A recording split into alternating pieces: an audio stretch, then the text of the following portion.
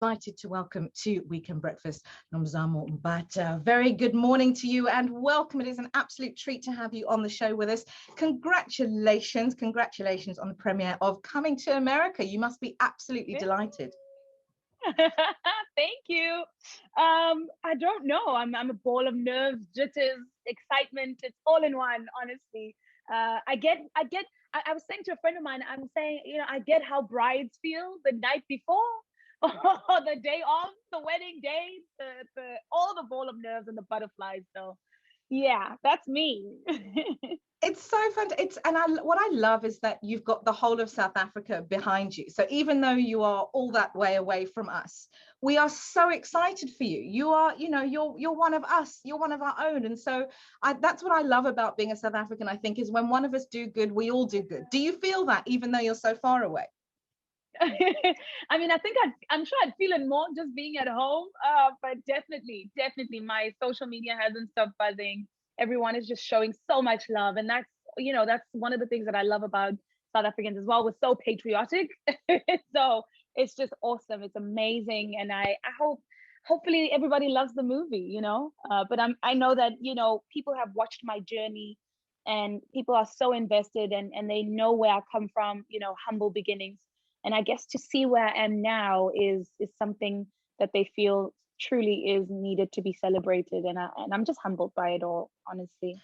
Listen, take us back to the moment where you got the call that you'd got the part. Where were you? What was your reaction? I had just come back from the F&B Stadium. It was the Soweto Derby. I'd been working, and I think I got stopped by cops or something on my way back home. It was just a long day, and I ended up going to dinner in the evening, and so I'm chilling at dinner with some friends, and my manager calls me and she says, I need you to step away from the dinner table. I'm going to connect your agent on the other side. And I thought, whoa, both of them want to tell me the bad news. One wants to buffer me, and my agent says, well, you're right about one thing. The call is about Coming to America. It's not bad news. You got the role. Pack your bags. You need to leave by Monday and be back in the US. And there I was. And there you were. On my way back. Amazing, Yeah. Amazing. Listen, you spoke about sort of humble beginnings, and as a little girl growing up in KwaMashu, did you imagine that one day, like, what was the dream? Was it one day I want to be on stage, one day I want to be on TV, or was it one day I want to be in Hollywood? Did you dream big from a young age?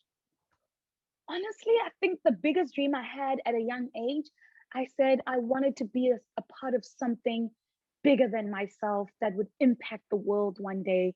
And hopefully, if I can be able to be in Hollywood and live the dream life in Hollywood, obviously as a joke, not anything that I was pursuing, because I went and studied accounting.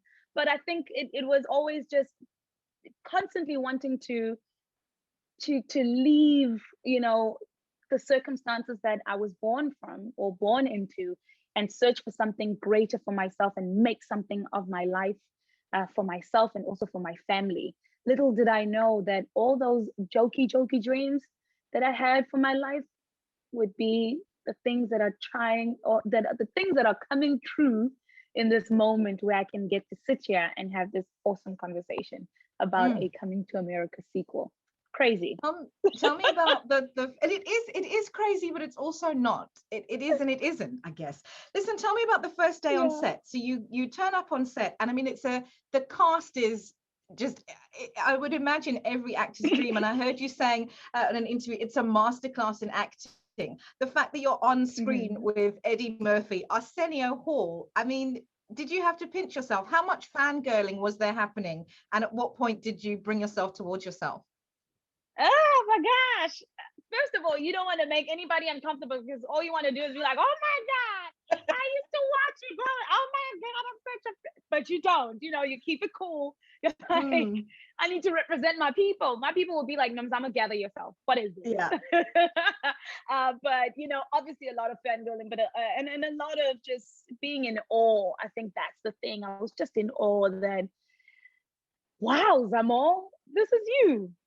This is your life. This is your reality right now. And then, of course, you have a Tracy Morgan, who's so relaxed and telling jokes on set. Leslie Jones is telling jokes on set. They're dancing, and Tracy would come to set every day with this big boombox and playing music, and everyone is like just interacting with each other, just moving.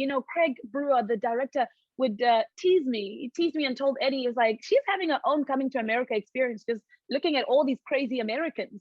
And just I think for me, just realizing that you're surrounded by Hollywood royalty, people who have been around for decades and have continued to shift the narrative and inspire so many others who have dared to pursue Hollywood, who have dared to dream a bigger dream, just because they saw an Eddie Murphy who at the time when he shot the first Coming to America was in his 20s, and he became an instant star. And suddenly, comedians were also pursuing, the Hollywood dream and making movies and also doing stand-up.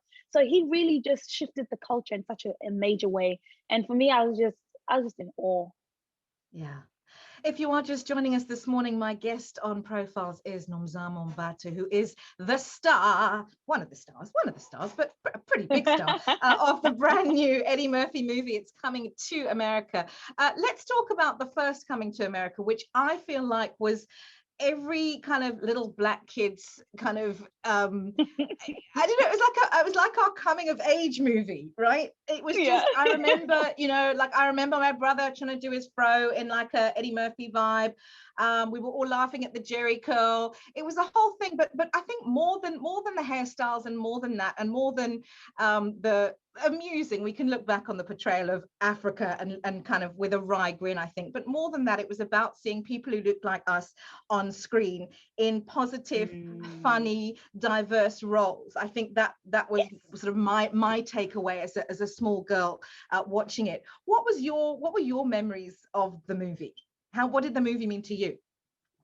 First of all, the movie is older than me, I bet, so, yeah, it must be. By the time I saw it, I think my earliest memory, and I remember just like marveling at the characters and how funny, and how my dad was clearly very obsessed with it because he had a VHS tape of it. I must have been like 8 or 9. By the time I was in my teenage years, when I truly could grasp the concept of it and the different scenes, I was like, yeah, I should not have seen this when I was 8 or 9. Definitely not. But I think that's why it became one of my top 5 favorite films of all time, because it came out at a time when there were no Black fairy tales, none. And it shifted the culture. It shifted how Black people saw themselves, because for a very long time, it was a very one-dimensional representation of Africa or the idea of Africa, right? Yeah. But what they did was they had this hyper-imaginated reality of a kingdom of Zamunda and a prince, and a prince who finds his princess. And I think that's why it made it made such a cultural impact around the world. And I think that's why your Marvels can do a Black Panther as well. It's one of the reasons why. It's one of the reasons why a Beyonce can do a Black is King. Representation and seeing ourselves. What is the mirror that we are putting up? Of course, as you said, with wry humor on the perception of, but I don't think it's ever done in pursuit of trying to offend. I think it's just in jest. So it's just incredible to be a part of this legacy. Tell us a bit about your character, Mirembe. Mirembe is actually a real name. So many people want to know. Mirembe is a real name. It's from the Lugandan people in Uganda, and it means peace. Yeah, it means peace. She is smart, she's sassy, she's charming. She is a traditional Zamundan woman, African woman, but very unconventional in her ways. She goes against the grain. All the women in Zamunda either want to be rose petal bearers or be a bather for the prince or the king. And she decided that she wanted to be a groomer, a barber, which is very unheard of in the kingdom of Zamunda. And of course, when the long lost son of Prince Akim enters into Zamunda, he kind of finds solace in her chair, and her world changes. That's all. Did you like her? Did you like playing her? Yeah. Did you like playing her? I had fun. I had fun playing her. You know, there's a scene where that's been doing the rounds right now, where they, for the first time that they meet, and you already know that she is not one to be messed with, but there's something about her that you want to dig deeper about and just know more about. Yeah, yeah. Listen, I saw an interview that you did, and you were talking about this idea of imposter syndrome. And I really loved that you spoke about that. And I think somebody on set had said to you, you know, girl, stop with this imposter syndrome. You're here, you deserve to be here. But I love that you spoke about it, because I think so many of us, particularly so many women, and dare I say it, particularly so many Black women, experience this thing in whatever roles, whether we are on set with Eddie Murphy, whether we're in a studio, whether we are teachers, doctors. We have this feeling of imposter syndrome, undeserved most of the time. Yes. What have been the things that you've been able to do to make the switch to say, I do belong here, I've earned my place here, I deserve to be here? How do you kick that imposter syndrome out of your mind? It's not an easy thing to kick out, you know, just simply because it's not something that is spoken of. Again, you know, I'm glad you bring up this point. We don't speak about it. And I wish that, you know, all the women that we all look up to spoke more about it, because I think an inkling of it happens in all of us somehow, somewhere.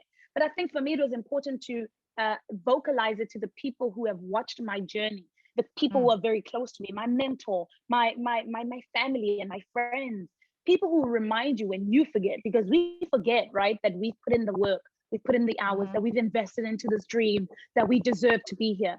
So it's people that remind you of the little moments when you have forgotten that. Remember when you cried about this and you got up and you still showed up on set and you showed up on stage? And I remember Sherry Headley, who, you know, her stardom obviously was catapulted when she appeared in the original film. And she said to me, I've been where you are, Nomzamo. Don't you ever play small. There's no justice in that. There's no justice for you, and there's no justice for any girl who looks up to you. And I just remember just bawling my eyes out, and being grateful for that, because it's not an easy thing to let go of. But honestly, I had to snap out of it, because I knew that it would be the crippling thing for me. If I sat in it and I, you know, marinated in that, I don't think I would have been able to truly show up for the moment as big as it was. Yeah, listen, it has been an absolute treat to have you on the show, and we thank you. And again, congratulations. We thank you, we miss you, and we are proud of you. Yeah. When are you coming home? When are you coming home? When my aromat runs out. When my aromat and my mixed masala curry powder runs out, I'll be back home. Congratulations again, and all the very best with the movie. It's been a real treat to have you on. Thanks so much. Likewise. Thank you.